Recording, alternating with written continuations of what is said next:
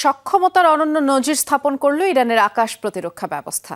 প্রথমবারের মতো ইসরায়েলের $1 কোটি সমমূল্যের ড্রোন ধ্বংস করেছে আইআরজিসির এয়ার ডিফেন্স সিস্টেম, যেটিকে তেহরানের জন্য ব্যাপক সাফল্য হিসেবে আখ্যা দেওয়া হচ্ছে। বুধবার মধ্য ইরানের ইসফাহান প্রদেশের একটি স্থানে ভূপাতিত করা হয় ইসরায়েলি হারমিস 900 মডেলের মানুষবিহীন আকাশযানটি।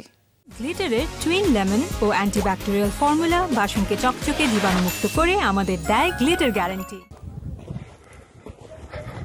দেখে বোঝারই উপায় নেই বিধ্বস্ত এই ড্রোনের মূল্য আনুমানিক $10 মিলিয়ন।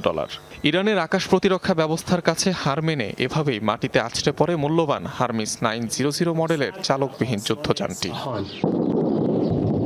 ইসরায়েলের অত্যাধুনিক অ্যাটাক ড্রোন হারমিস 900 লক্ষ্য করে চালানো হামলার ভিডিও প্রকাশ করেছে ইরানি কর্তৃপক্ষ। দাবি, নজরদারি করতে ইরানের আকাশসীমায় পৌঁছানোর পরপরই ভূপাতিত করা হয় আকাশযানটিকে। ব্যবহার করা হয় surface two air type missile. ইরানের প্রতিরোধে ড্রোন হারানোর কথা স্বীকারও করেছে আইডিএফ। জানিয়েছে ভূপাতিত হলেও নেই তথ্য ফাঁস হওয়ার কোনো ভয়।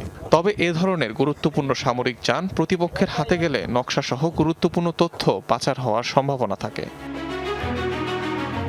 ইসরায়েলি প্রতিষ্ঠান ইলবিট সিস্টেমসের তৈরি একটি নজরদারি ড্রোন হারমিস 900, যার সাহায্যে খুব সহজেই শত্রুপক্ষের গোয়েন্দা তথ্য সংগ্রহ করা যায়। বিশ্বের সবচেয়ে বেশি ব্যবহৃত সামরিক ড্রোনগুলোরও একটি হারমিস 900।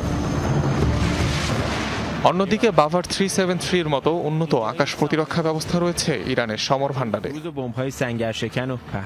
অনিক রহমান, যমুনা নিউজ।